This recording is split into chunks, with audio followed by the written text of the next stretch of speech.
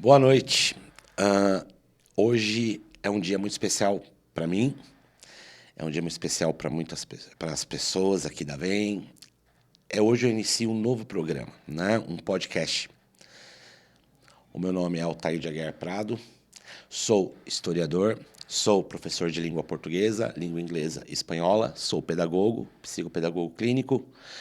Eu vim trazer um pouco para vocês, um pouco de cada. Quero entrevistar pessoas, conversas inspiradoras. É uma satisfação muito grande pela VEM TV trazer um programa que traga um pouco de cultura, de conhecimento, melhorar um pouco a cegueira histórica. É meu primeiro programa, então eu vou ficar nervoso, eu posso ser que dê algumas gafes, inclusive com o meu convidado, com a equipe, mas eu tô aqui para aprender. A gente chega aqui, vai bem longe, a gente vai longe aqui. É o primeiro de muitos. E eu acho que tudo tem que ter treino, então eu agradeço. Agradeço primeiro ao universo por ter me dado essa oportunidade. Quero agradecer ao meu esposo, meus filhos. Quero agradecer ao Flávio Marque, que fez toda essa arte aqui dentro do podcast, que ajuda bastante. Quero agradecer ao Igor pela VEM TV, por essa oportunidade. E se eu ficar nervoso hoje, faz parte. É o primeiro episódio. E mais nervoso ainda por trazer presenças ilustres para o nosso podcast. Pessoas que vão trazer cultura, pessoas que vão trazer conhecimento, nos ajudar dentro desse processo. O Brasil é muito carente disso, a gente precisa. Mas com diversão, com alegria. Não precisa ser aquela coisa pesada. A gente pode mudar, sim, tá? A nossa história. Eu trago hoje para vocês, para mim, assim, é uma honra. É uma honra trazer essa pessoa para mim, tá? Bruno da Silva Antunes de Cerqueira. Ele é advogado, ele é historiador, ele é genealogista, indigenista da FUNAI e fundador do Instituto Dona Isabel I. Primeiro de tudo, assim, para você, professor, saiba que eu preciso, primeiro de tudo, além de todos esses agradecimentos à minha família, às pessoas que eu amo, agradecer a você por uma agenda apertada, uma agenda aí, né? E eu esqueci de colocar aqui, professor de língua portuguesa também, que eu sempre digo, gente, eu até hoje, fazia tempo que eu não vi alguém falar português tão impecável nos vídeos dele, que me deixa assim, até eu que sou professor de língua portuguesa, fico sem graça em conversar. De tão bonita que é a língua portuguesa. Professor Bruno, saiba que assim, é uma honra um historiador fazendo história, porque é o primeiro podcast de muitos, e o primeiro está sendo com você. Então, agradeço demais pela sua agenda. Temos muitas perguntas, tem pessoas aqui que vão fazer perguntas.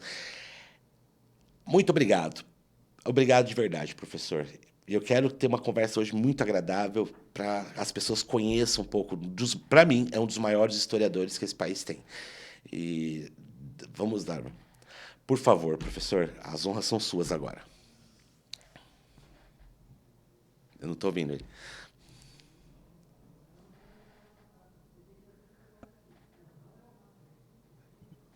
Igor, eu não estou ouvindo. Tá tranquilo aí? Agora vai, pode falar, professor. De novo. Ó, primeiro programa. Bom, obrigado. É o primeiro programa. Sempre é muita emoção, é muita emoção. Nossa, imagina. Mas, por favor, professor, se apresente. Agradeço muito ao Altair, ao Igor, que está aí na produção, né, do programa, e a vocês, a VEM TV, ao convite.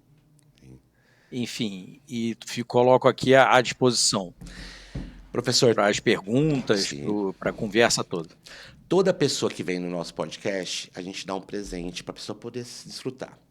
Aqui é uma caneca da VEM TV. E olha a imagem que eu coloco. Consegue ver, professor? A nossa linda. Eu já tinha visto ela em cima aí e aqui tá da assim, mesa, né? Bruno, um forte abraço. Então tá personalizado. Depois eu quero o endereço para poder enviar, né, com o nosso programa. Então, assim, é a primeira caneca de muitas. Então, assim, para os nossos convidados. Vou deixá-la aqui como se você estivesse aqui. Um dia, quando vier a São Paulo, novamente será. tô vendo aqui tem diversas especialidades, né, professor? Assim, um multiuso aí completo. Me fala um pouco primeiro, assim, que veio primeiro? Veio advogado, historiador? Se apresenta um pouquinho aqui para o público, entendeu, professor? Por gentileza. Claro. Então, eu não sou professor de português eu mesmo, eu sou filho de professor de português. Meu pai era professor de português, inglês, professor de música, professor de religião. Enfim, eu perdi meu pai no ano atual, infelizmente. Nem era tão velho, mas Sinto muito. problemas de saúde, né? Minha mãe é uma professora primária, antigamente tinha o curso normal, não é? Sim. Então, minha mãe, minha madrinha, minha tia paterna, minhas tias eram professoras também. Então, uma família assim, né? Eu, de fato, fiz a graduação em História na PUC do Rio de Janeiro, já pensando na transferência, ou, enfim, no que desse, em encerrar uma e entrar na outra, no direito, Sim. porque eu também tinha muita consciência de que o direito abre portas, o direito é um leque, Sim. e que história é um pouco mais restrito, sobretudo num país em que memória, história não são o topo, não é, de uma, não É só de verdade. prioridades educacionais, mas também de gostos e preferências, digamos assim, da sociedade como um todo. Eu acho que o povo brasileiro tem sim alguma sede de história, Uhum. Muito. Sim. tem um encantamento, digamos, pelas coisas históricas, pelo passado histórico, muito menos pela reflexão histórica e historiográfica, porque desconhece muito, né? Inclusive, quando eu digo isso, eu não estou me referindo somente às pessoas de classes sociais menos abastadas, né? A gente está falando da classe média brasileira inteira, da classe média alta, da classe socioeconômica mais abastada. Não existe um amor pela história como a gente vê em nações que mantêm essas instituições, grandes instituições museais, grandes instituições históricas, Sim. culturais, né, geográficas, etc. Mas existe amor pela história em algumas camadas, né, das classes, e eu sempre amei, desde muito novo, desde criança, na verdade. Eu amava genealogia e história, e então eu desenvolvi, na verdade, né, uma aptidão e quase que uma voracidade, né, Entendi. em ler livros de história, didáticos, paradidáticos, enciclopédia, né? Eu lia muito a enciclopédia Barça, depois a britânica, em inglês também, quer dizer, eu lia biografias dos personagens históricos, não é? Lia textos Entendi. de historiadores que estavam nessas enciclopédias ou em livros também, né? E então eu venho de um lar também que as pessoas davam muito valor à leitura, né? Você Minha foi mãe e meu estimulado, pai. então. Você foi estimulado a leitura. Fui estimulado. E aí, você acha que E é aí importante isso? depois Precisam, né, professor? Precisam, né? As crianças precisam. precisa de estímulo. Né? É. E meus pais se divorciaram e tudo, mas tem essa coisa, né? Quer dizer, pais professores, então os filhos são muito incentivados a aprender e a ensinar também, né, em alguma Sim. medida, a se tornar professor também. Eu não quis a sala de aula diária, Rés do Chão e tal, como tantos amigos e colegas meus, porque é muito sofrido no Brasil. Uhum. Uhum. É muito sofrido ser Concordo. professor do ensino fundamental e do ensino médio, Sim. né. Então eu já tinha essa noção e tinha o projeto de alguma coisa jurídica e tal. Por outro lado, muito cedo eu já estava lá no primeiro emprego, que foi o cerimonial da Assembleia Legislativa do Estado do Rio de Janeiro. Depois também fui assessor parlamentar na Câmara do Rio Municipal e, por fim, me exonerei desse cargo público que era em comissão e vim assumir o cargo público federal, de servidor, da FUNAI. Indigenista especializado é o título. Uhum. Hoje em dia tem um projeto de lei, anteprojeto de lei, para alterar para especialista em indigenismo, que é o cargo de nível superior da FUNAI, né. Mas assim, professor, Mas Indigenista é um nome lindo, mas ao mesmo tempo assustador, né? O que é É, o indigenista na real? É um profissional que, por favor, complete minha frase. exatamente. A FUNAI, com o nome FUNAI, ela tem 50 e poucos anos. Só que o indigenismo estatal, ou seja, a ação do Estado brasileiro, e também antigamente das províncias do Império, mas é o Estado brasileiro de qualquer maneira, em relação aos povos indígenas estacionados onde está o Brasil, ela vem do tempo da colônia. Claro, quando os portugueses chegam em 1500, né, tinham os povos indígenas todos espalhados. Sim. Né? Não são uma nação, uma etnia, um povo, nada disso. Na verdade, a gente estima que eram mais de 1000 povos, Sim. o que significa, em tese, 2 ou 3 ou 4 ou 5 milhões de indivíduos. Isso lá em 1500. Hoje nós estamos em 2023, os povos indígenas no Brasil são cerca de 1,5 milhão de brasileiros. Em 1500, se a gente colocar uma proporcionalidade, 5 milhões de indígenas em 1500 significaria hoje em dia, sei lá, entre 50 e 100 milhões. Por aí a gente vê o que foi a devastação, o que a gente chama cientificamente, juridicamente, historicamente, de genocídio. Não importa que não houvesse um desiderato com uma carta régia específica mandando dizimar todos que houvessem, digamos assim, mas houve muitas cartas régias, alvarás, né, leis que eram contrários aos direitos dos naturais habitantes aqui de onde a gente desenvolveu o que veio a chamar Brasil Isso no século chama-se XIX. Né? Antes do povos século XIX não originários, existiu né? Brasil.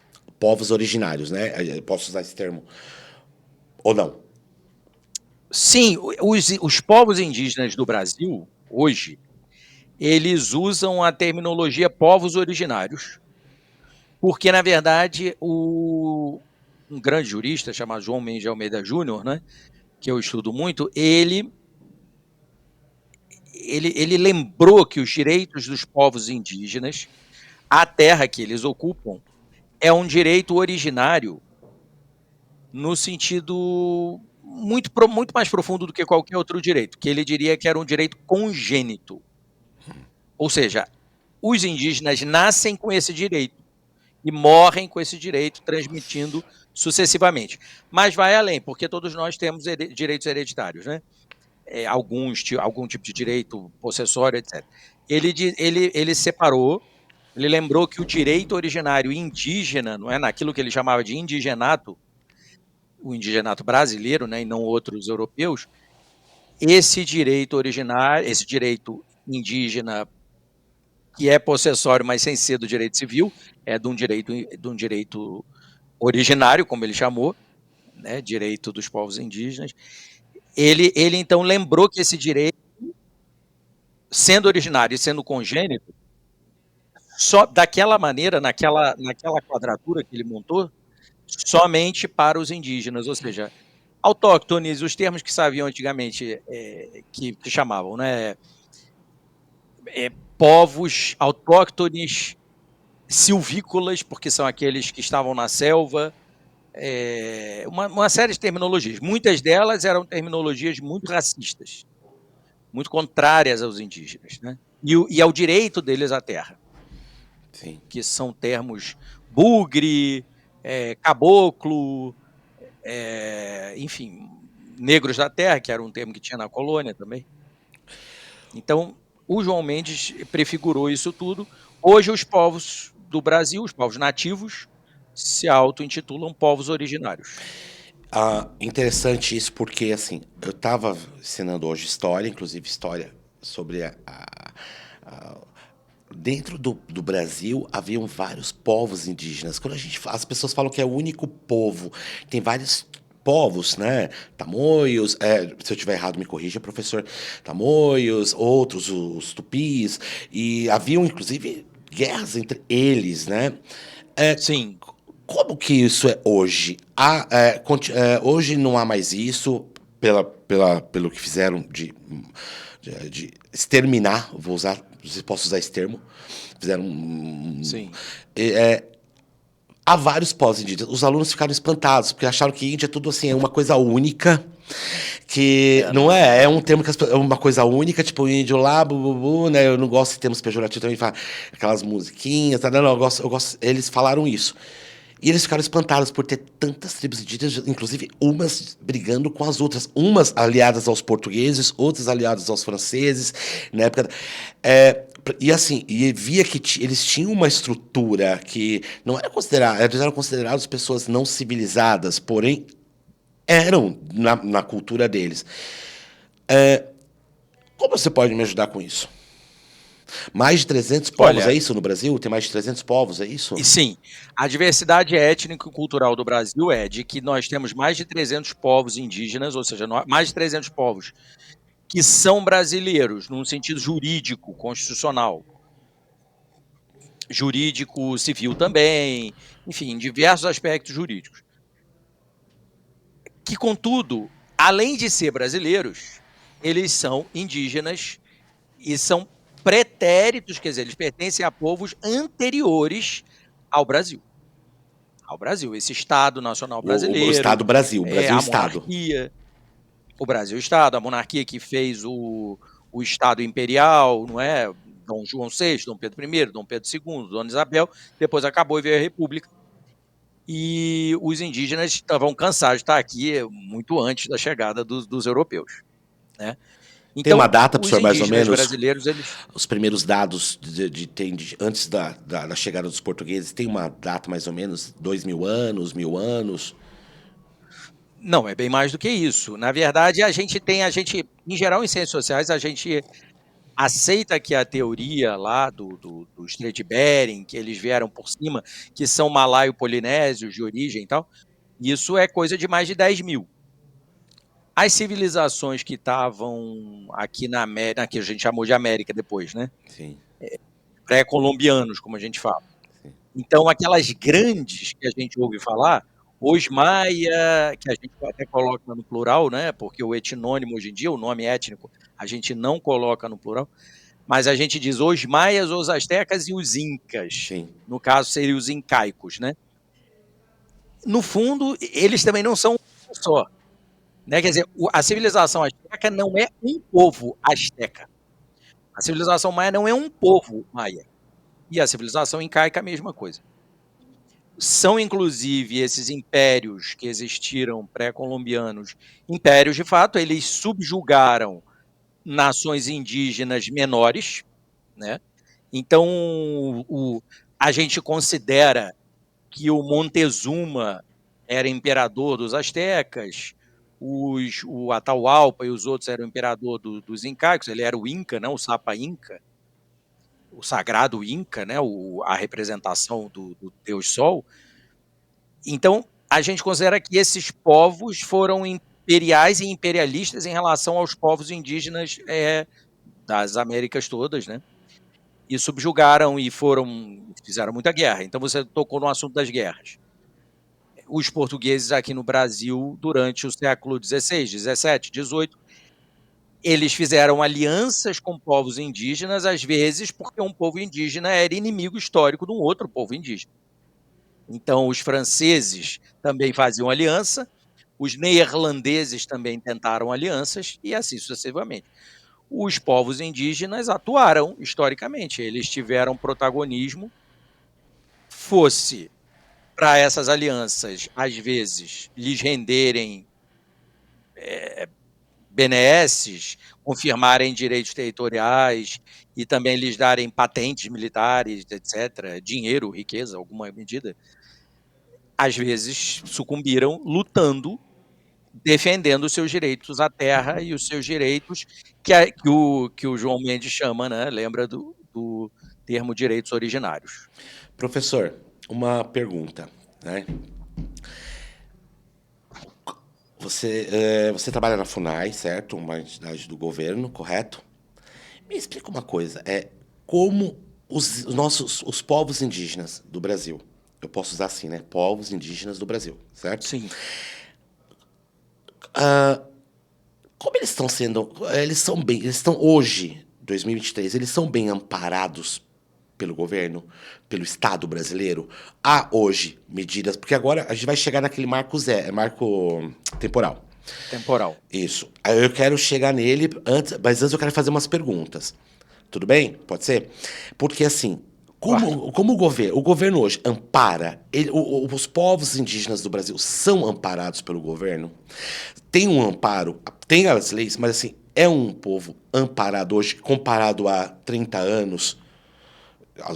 Outras, que eu ainda vou chegar no Brasil Império, mas assim, por exemplo, tem esse amparo? O Brasil, hoje é mais amparado? Olha, a gente está praticamente no início, né, do governo Lula 3, né? Sim, E aí foi criado o Ministério dos Povos Indígenas. certo. Todo mundo que é dos ambientes indigenistas e indígenas, ou seja, indigenista, todos aqueles indígenas ou não indígenas que trabalham para a promoção dos direitos dos povos indígenas, são os Entendi. indigenistas. Indígena, que é a pessoa, homem ou mulher, que nasceu numa aldeia, nasceu numa comunidade, pode às vezes ter nascido até numa cidade grande, considerada, mas numa comunidade indígena que se deslocou para lá de repente, Sim. né? Existe a situação dos índios urbanos no Brasil, né? Uhum. O termo índio também é arcaico, mas a gente emprega, os Qual o próprios certo indígenas para usam. usar? Os indígenas cada vez mais se auto-intitulam povos indígenas e povos originários, Índio na tá luta ficando deles em diária por desuso? direitos, né? Sim, porque índio é um anacronismo, né? Sim. É a gente dizer que a pessoa que estava aqui era habitante daqui, o Xocleng, o Caigangue, o Guarani, o Xavante, o Xerente, o Mebengo Crespo, qualquer um, e ele, na verdade, é um índio ocidental, quer dizer, tinha lá as Índias Orientais, Sim. e ele é o índio do Ocidente. Então, E não tem nada a ver as culturas não é a mesma daqui, coisa com a outra, não né? é? Essas culturas nativas, com as culturas do rio indo, né? Do subcontinente indiano, Sim. que também é uma coisa absurda a diferença ali dentro, não é? Etnicamente, ali você não pode dizer que as pessoas são uma coisa só. Aliás, tem um movimento lá na Índia hoje em dia para mudar o nome oficial da nação, do Estado Nacional. Porque esse nome é, evidentemente, atribuído, é um nome europeu, né? Não é o Assim, se a gente nome for que ver a eles Europa, ela tá ali, chamam. né? Em vários lugares, né? Assim, um dedinho da Europa, né? As culturas europeias foram culturas coloniais, né? Sim, Não que nenhuma cultura contenha o germe do colonialismo e do imperialismo, porque toda cultura, se ela crescer e se expandir, ela vai acabar dominando culturas menores, sim. Isso é. né? E é o caso que a gente acabou de citar do Império Incaico, do Império Azteca e do Império Maia. Sim. Agora, evidentemente, o colonialismo europeu do século XIX está muito mais perto de nós, historicamente. E as mazelas, a herança maldita, não é, desse imperialismo e desse neocolonialismo, como a gente chama, comparando com o do 16, né, o do 17, eles afligem muito todos nós até hoje. Sim, isso eu vou chegar nesse assunto também que por causa do Instituto Dona Isabel I, né? A gente vai chegar na abolição. Mas assim, então você acha assim que hoje, com o Ministério dos Povos Indígenas, é isso? Esse ministério hoje consegue dar um amparo maior, há uma proteção maior. Ou não? Existe uma reiteração e uma reafirmação de direitos, e agora essa reiteração, essa reafirmação está na própria estrutura do ápice do Estado. Isso não significa dizer, na prática, que tenha havido uma revolução porque Nunca. eu, por exemplo, não acredito em nenhuma revolução que não fosse a educacional. Acho que você é igual a mim, né, Altair? Sim, Quem sim. é professor. E eu não acredito, portanto, que você, por uma canetada, né, que você cria um ministério, Algo cria uma muda, fundação, né? cria qualquer coisa, você mude a cultura. Contudo, eu não posso ver com maus olhos, como indigenista do Estado, o Ministério dos Povos Indígenas e a pretensa, em tese, vai haver carreira indigenista estatal, carreira típica de Estado. Então eu não posso ver isso com maus olhos, eu vejo isso com muito bons olhos. Agora, dizer que já exista uma uma revolução, como eu disse, uma revolução cultural no Brasil em relação aos direitos dos povos indígenas, seria uma falácia argumentativa minha, né? Eu mesmo não acredito nisso. Isso é muito interessante, porque assim, acho que o brasileiro, né, ele tem um espírito muito sonhador, né? Aquela coisa, mudou, tá tudo lindo, daqui a pouco vem uma bomba, derruba tudo de novo. O brasileiro, assim, é aquela coisa de não desistir nunca. Eu adoro essa que é pique do brasileiro. A gente não desiste, porque assim, ou pra tomar tombo, né? O que eu percebo assim, principalmente depois que eu fiz a faculdade de História, tudo tem que ser analisado. Nem tudo é lindo como se vê. Nem tudo é maravilhoso. A gente começa a ver detalhes, a gente começa a ver comportamentos antigos que retornam de maneiras diferentes com outras pessoas. Por quê? Eu acho que por causa de uma. Não sei se vai concordar, professor, porque o mestre aqui é você, eu sou só um discípulo. Mas há uma cegueira histórica. As pessoas se esquecem do que aconteceu. Assim, os povos. Eu gosto tanto de usar a palavra originários.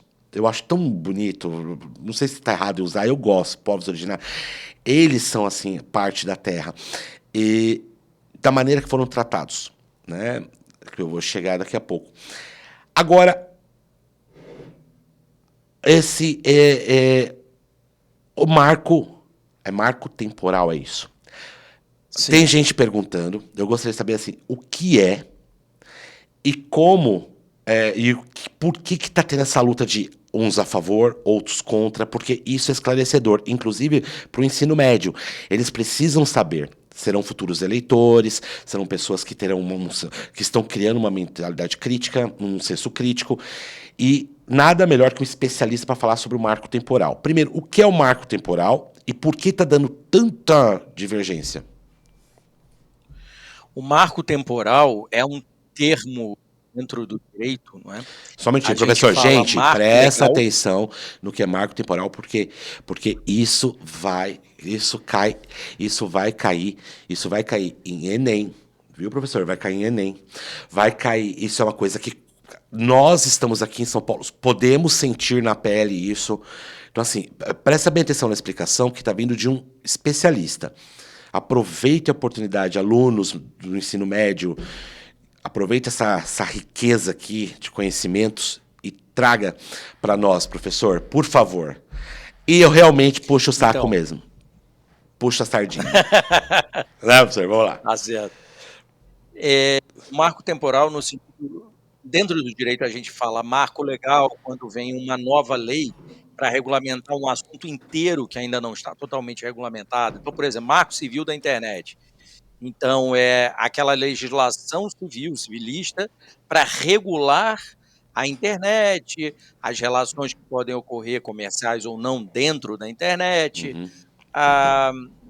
enfim, acesso, acessibilidade, não é? Mas também acesso de crianças a conteúdo chamado adulto. Então, marco civil da internet. Marco legal, quando a gente chama, houve um novo padrão para determinadas condutas dentro, por exemplo, do direito do consumidor. Sim. Então, é um marco legal importante, o Código de Defesa, não é, do consumidor, o Código dos direitos, não é, todos do brasileiro enquanto consumidor. E quando o Supremo Tribunal Federal, não é, que é o guardião da Constituição, que é o intérprete da Constituição, quando ele entende que há um marco temporal fixado para decisão sobre algo que no espaço-tempo, né, do ponto de vista jurídico legal, estava feito, mas alterou, quer dizer, existia, mas ele diz, não, a partir daquele marco temporal, há um novo estado de coisas, porque o Estado brasileiro, o poder constituinte, que foi a Assembleia Nacional Constituinte, né, estatuiu uma nova ordem, um novo ordenamento jurídico. Aí houve uma interpretação de ministros do Supremo Tribunal Federal dizendo que, em 5 de outubro de 1988, como houve a promulgação da Constituição Cidadã, a Constituição vigente do Brasil, da República Federativa do Brasil, Então, o ministro Mendes Direito e outros ministros disseram: houve então um marco temporal naquele dia da promulgação da Constituição, lá naquela cena histórica do deputado Ulisses Guimarães, né, Sim, né, sim. dos constituintes. Então, eles disseram: nesse dia houve um marco que determinou a alteração absoluta de todos os direitos, né, dos brasileiros e também dos direitos dos povos indígenas. E aí, houve interpretação dentro do Supremo Tribunal Federal de que, e isso é muito complicado, não é tão simples de explicar, mas que, na verdade, os direitos dos povos indígenas, as terras que eles ocuparam no passado, se fosse num passado remoto, num passado do tempo da colônia, do tempo do império, não poderiam ser reivindicados, não é? Porque diz, né, isso muito comumente, é uma posse imemorial, ou seja, é uma posse que na verdade existiu lá no passado, mas não continuou existindo no tempo. E, portanto, se perdeu.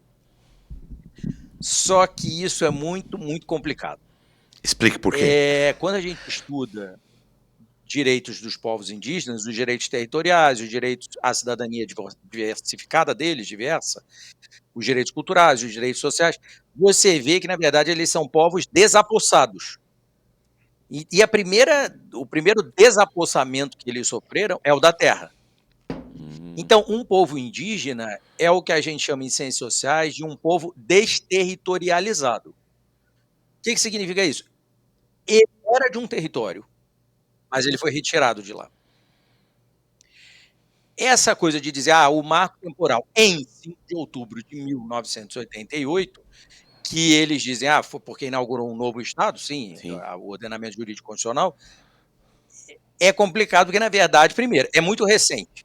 A constitucionalização do indigenato do ministro João Mendes de Almeida Júnior, do Supremo Tribunal Federal, foi em 16 de julho de 1934, e não em 5 de outubro de 1988. Então, se existisse um marco temporal, seria lá em 34 e não em 88. Isso é o que eu advogo, né, dentro dos estudos meus lá sobre o ministro Mendes de Almeida, que foi um grande chefe paulista, etc. Né, uma pessoa, é o próprio Que nome do graças a fórum maior você do. eu conheci. Pois é. É o nome do maior fórum da América Latina, né, Sim, que é o Fórum de São Paulo. sim. Bom, e aí o que se passa é o seguinte, mas os indígenas defendem que não existe o marco temporal nem em 34. Porque eles dizem: olha, os nossos direitos às terras que nós habitamos, que são propriedade da União no caso do Brasil, né, no caso do ordenamento jurídico brasileiro. Esses direitos são originários, são imprescritíveis, são os direitos à terra, não é? Ao gozo, ao usufruto da terra, Uhum. não os direitos dominiais, porque de fato há uma diferença. A União ela é dona, digamos, dessas terras, né, proprietária, e eles são os usufrutuários absolutos, digamos. Eles são os possuidores absolutamente legítimos, né? O ministro João Mendes de Almeida Júnior lembrava que eles têm 2 tipos de posse, a terra indígena, né, o indígena, que é o ius possessionis e o ius possidendi, coisa que nenhum outro tem. Porque, na verdade, seria dizer que eles são mais do que o proprietário. O proprietário, fictamente, né, juridicamente falando, é a União, mas a posse permanente, enfim, como eu disse, imprescritível, também ela tem outras salvaguardas, né, Sim. ela tem outras, proteções, né, cautelas e isso então, esse marco temporal em 5 de outubro de 1988, ele é negado pela maior parte dos povos indígenas, pela imensa maioria. Eles dizem: "Nós não estamos numa terra em 1988, muitas vezes porque a gente tinha sido expulso dela em 1980, ou em 70, ou em 60".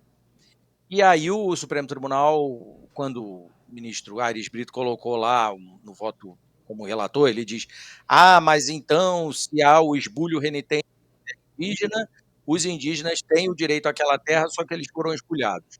Mas acontece que o esbulho foi na maioria das terras indígenas, não foi na minoria. Ou seja, Então, muitos iam ser prejudicados, é isso? É evidente, evidente. São 300 povos indígenas do Brasil, existem várias reivindicações fundiárias de povos que não estão nas suas terras, e eles perderiam o direito. E como é que tá Porque esse se diria impasse lá?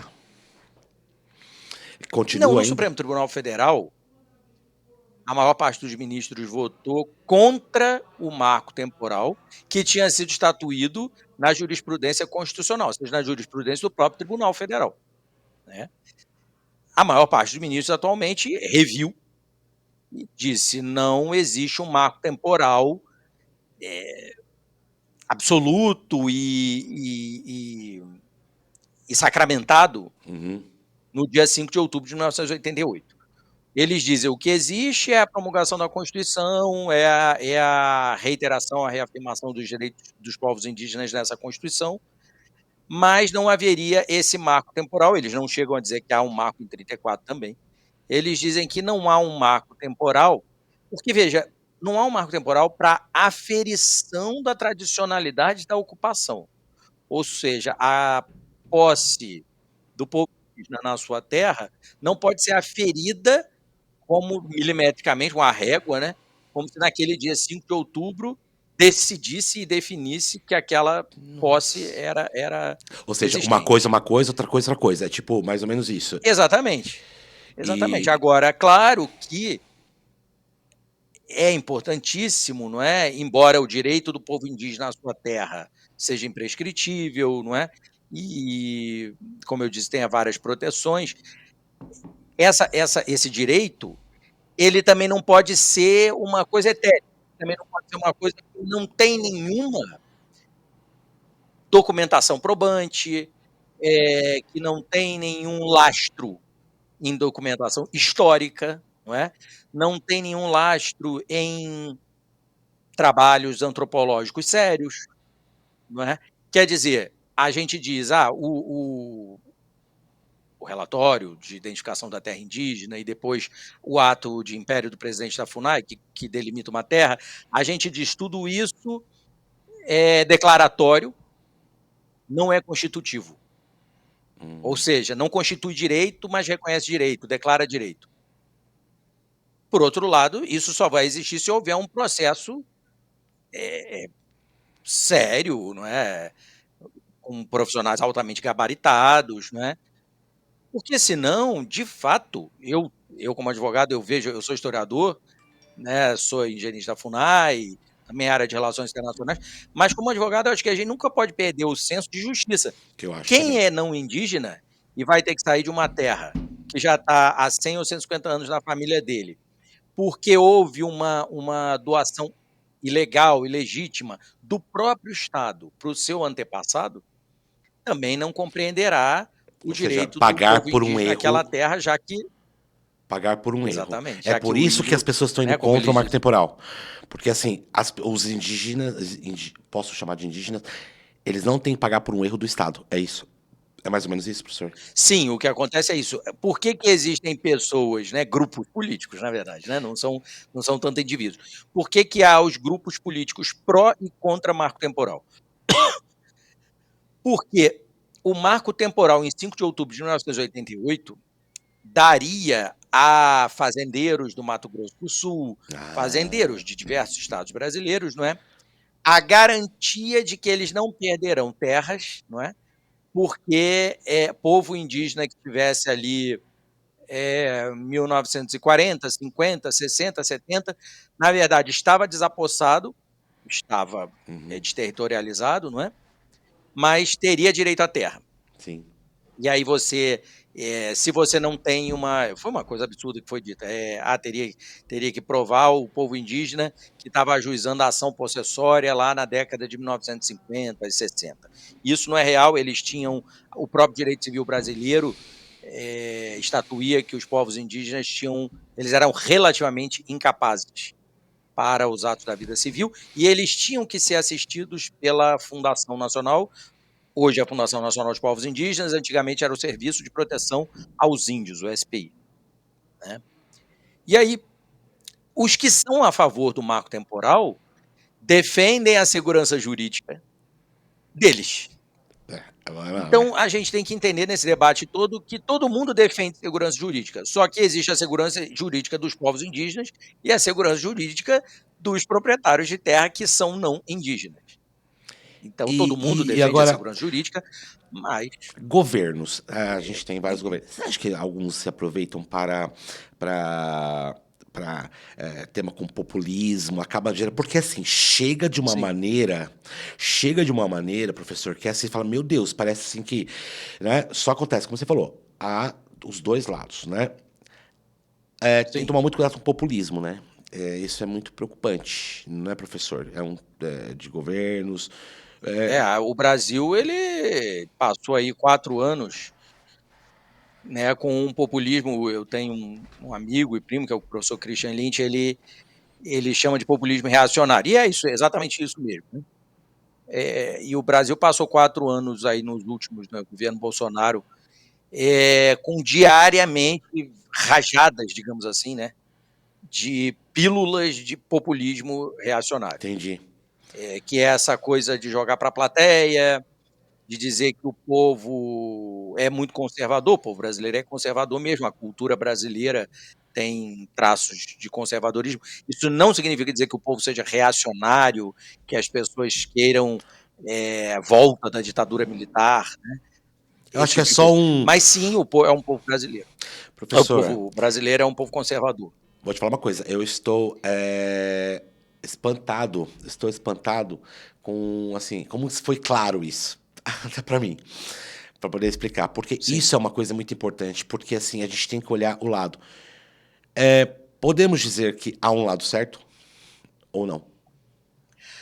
Na verdade, existe o humanismo, né. Ah, exato. Se você, independentemente de ser católico, protestante de qualquer denominação histórica ou das novas, mas se você também for espírita, seja o que for, então você será uma pessoa religiosa.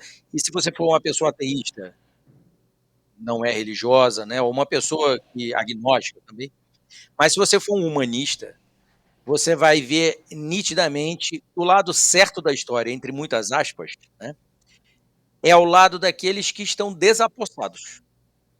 Né, é o lado daqueles que A corda mais historicamente foram fraca, o lado mais oprimidos. fraca da corda. Exatamente, exatamente. A gente fala no direito hipossuficiente, é aquele que, em relação a Fantástico. um grande, a um poderoso, não tem o poder daquele outro, não é. Entendi. Hipossuficiente pode ser inclusive uma pessoa de classe média alta em relação a um conglomerado de empresas, né, isso não tem a ver, isso dentro do direito do consumidor é muito claro. Mas falando do ponto de vista social mais amplo, os povos indígenas são povos esbulhados, desapossados, desterritorializados.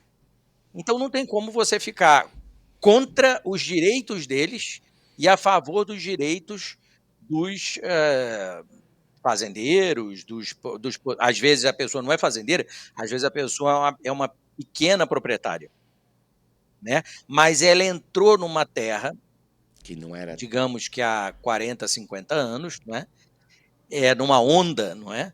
Às vezes é uma simples posse, às vezes é uma grilagem, e ela não queria saber se ali era terra indígena ou deixava de ser, né. Uhum. Então, todo mundo tem um pouco de razão, digamos assim. Agora, é claro que os direitos territoriais indígenas, não é, eles não podem ser massacrados em pleno 2023, Exatamente. ou 2022, ou 2020, quando a gente só fez isso historicamente. Sim.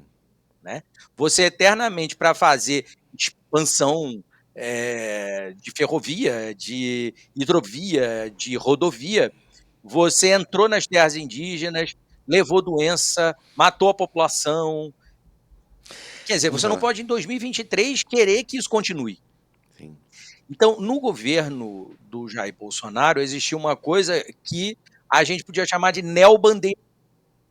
Sim. Tá, o som está correto Não, aqui? agora voltou, pode voltar. Ah, tá.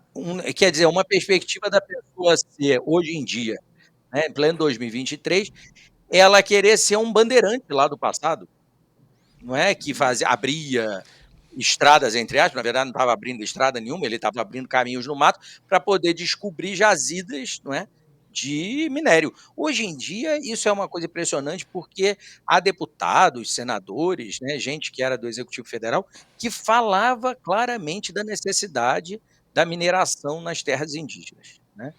E assim, é uma discussão jurídica como qualquer outra pode existir no Brasil, mas isso nunca pode ser discutido sem eles, né. Sim. É isso que eu falo. Quer dizer, o O que eu os digo. donos das terras indígenas, Sim. donos originais, hereditários, né, antigos senhores, principalmente, eles não podem ser os últimos a serem consultados sobre a mineração na terra deles, né. Sim. Porque quando matar o rio, quando matar a planta, quando matar a própria pessoa, eles é que vão morrer. Sim. Então, isso aí é um descolamento da realidade e uma coisa muito que não disfarça, assim, um sentimento, anti-humano, por isso eu falei do humanismo, né. Isso é muito descaradamente pela fome do dinheiro, Sim. né, a fome do da exploração, não é, a fome do ouro, a fome da Da riqueza, né. Então isso é uma coisa que no em pleno século XXI, em pleno 2023, isso é muito descabido. Não é que não se possa pensar em exploração de terras no Brasil, até porque o Brasil, né, é a potência agroindustrial, como se fala, é a potência agro do mundo, então é claro que a gente nunca vai deixar de pensar na exploração da terra no Brasil. Mas pensar que isso possa ser descolado, né, do desenvolvimento sustentável, das práticas, não é, é, é, que se deve buscar eu acho que como para não ser historiador, predatório. professor, a gente tem que pensar assim, eu sou do século XXI, eu tenho que pensar como século XXI. Eu não posso pensar como uma pessoa do século Exato. XIX. Então, por exemplo, para uma árvore retirada, eu preciso plantar outra. Hoje. Naquela época eu não precisava. Não só uma, né. Vai, né. Agora assim, você acredita, passou 1 hora, eu tinha tanta pergunta, porque assim, eu quero muito, só para concluir uma pergunta, professor. Você viu que papo agradável, isso é assim mesmo, eu acho, é muita cultura Já tem aqui. 1 hora? Já tem 1 hora, já são 7:02, você acredita? Passou Não, muita. mas eu acho que a gente começou depois, né. Acho que assim, mas o Igor deu uns minutinhos, o nosso grande amigo aqui, porque eu tenho umas perguntinhas para fazer.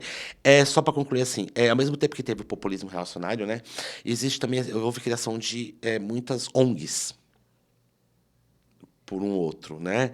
Eh, Como você enxerga, professor, essa presença dessas ONGs paralelamente? Foi uma grande criação de muitas ONGs, ou estou errado, por favor me corrija, para isso que eu estou aqui. Não, não está errado não.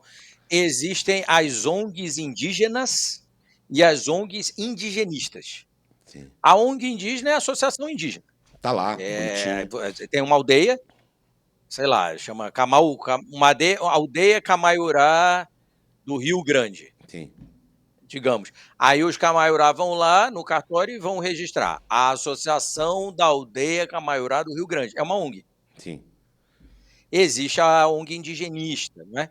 Existem grandes ONGs indigenistas no Brasil, ISA, Instituto Socioambiental, não é, OPAM, ligado à igreja, o CIMI, que não é bem uma ONG, é um braço da CNBB, é o braço missionário indigenista.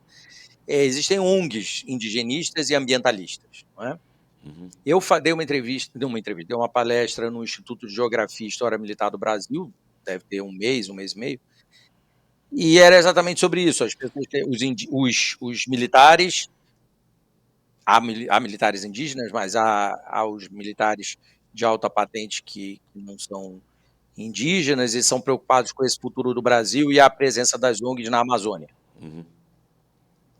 Tem razão, todos nós brasileiros temos que nos preocupar com tudo sobre o nosso território nacional.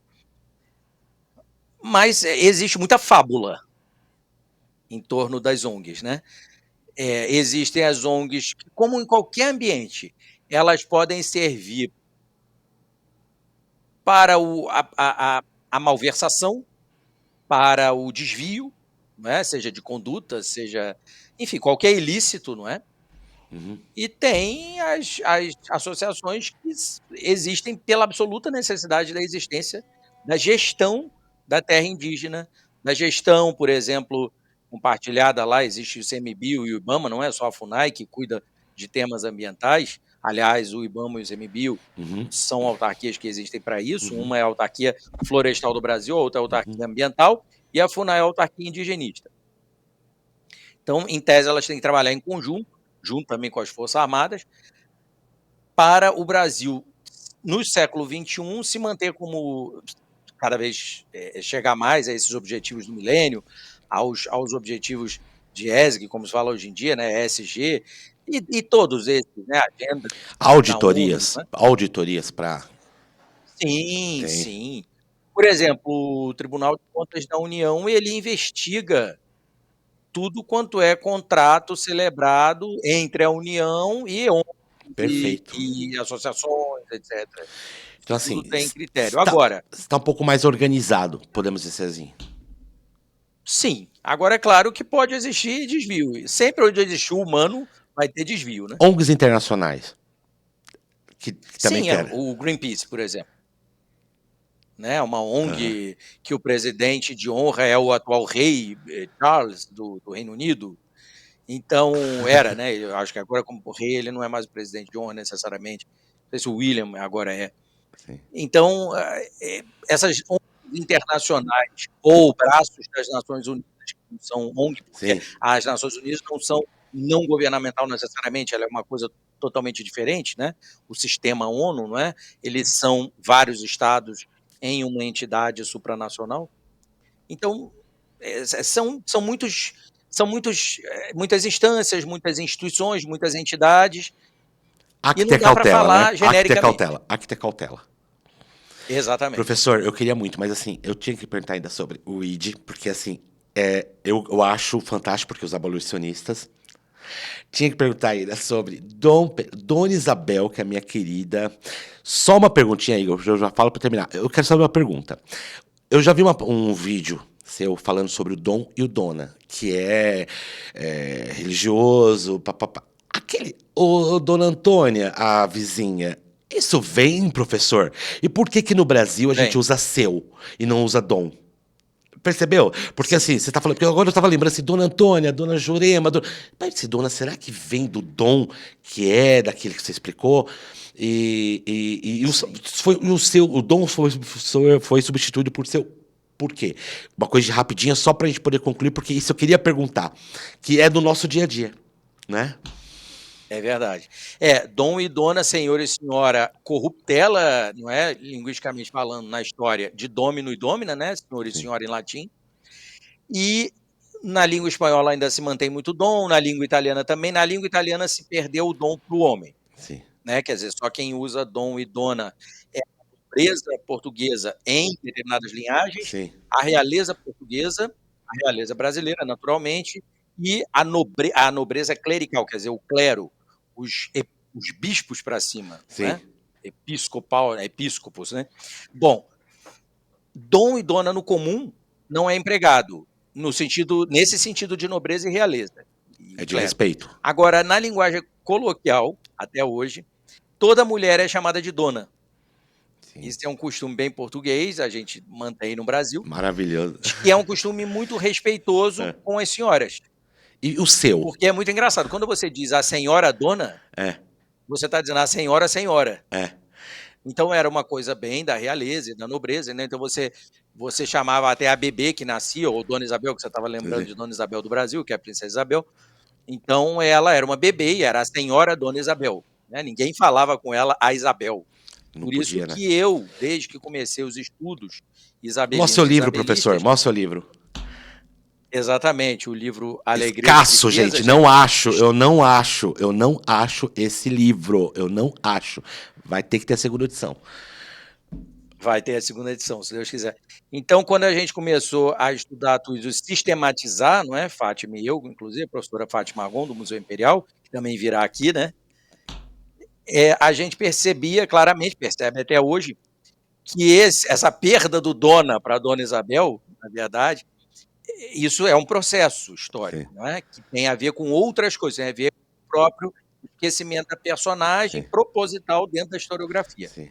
Porque, na verdade, ninguém fala Pedro, o pai dela, Teresa Não. o tempo É inteiro Dom e para a Dona. mãe, etc. Então, isso é um estudo, né? Está dentro de um estudo maior.